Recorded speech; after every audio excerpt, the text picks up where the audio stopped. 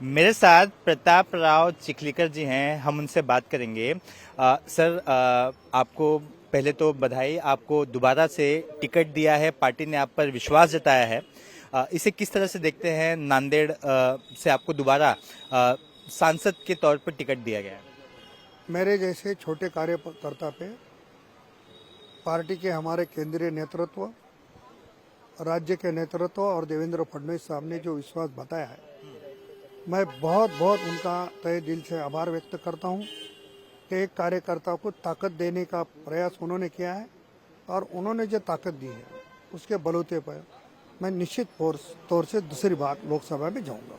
क्या कुछ आपको लगता है कि नांदेड़ वासियों को और उम्मीद है आपसे, बीजेपी की सरकार से?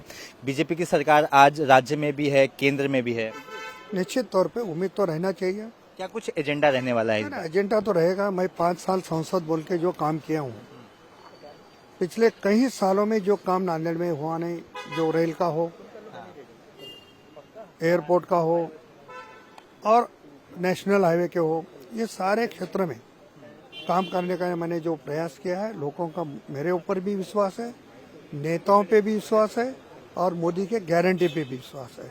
तो मुझे लगता है कि मोदी की गारंटी पूरे देश में चल रही है, तो कुछ सोचने की जरूरत है नहीं। कांग्रेस नेता राहुल गांधी की भारत जोड़ो न्याय यात्रा फिलहाल महाराष्ट्र में है।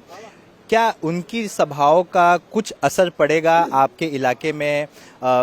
इसका वोट पर कोई असर? देखो, राहुल जी जहाँ जहाँ जाते हैं वहाँ बीजेपी जीतती है, अभी तक का रिकॉर्ड है। और राहुल जी कोई नेता हो सकते हैं, उनके पार्टी का काम करना उनका फर्ज है, वो तो कर रहे हैं। मुझे ये विश्वास है कि राहुल जी जहाँ जहाँ भी जाएंगे वहाँ भारी वोटों से बीजेपी जीतेगी।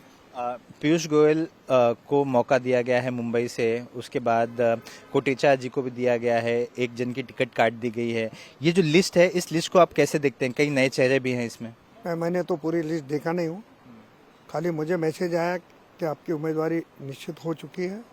तो मैं मेरे नेता अभी देवेंद्र फडणवीस साहब से मिलने जा रहा हूँ और बाकी किसी के बारे में बोलने की इतनी मेरी ऊंचाई नहीं है, उसके लिए मैं उसमें नहीं बोलना चाहता हूँ। नांदेड़ वासियों के लिए आप क्या कहेंगे? आपका क्या मैसेज होगा और आपका प्लान ऑफ एक्शन क्या होने वाला है? नांदेड़ वासियों के लिए मैं अपील करता हूँ कि पहले 5 साल के पहले उन्होंने जो मुझे आशीर्वाद दिया है, उसी तरीके से उससे बढ़कर मुझे आशीर्वाद दे और उनके आशीर्वाद को पात्र रहने के लिए मैं काम करूँ। विजन क्या रहने वाला है आपका? विजन तो है, डेवलपमेंट का विजन है।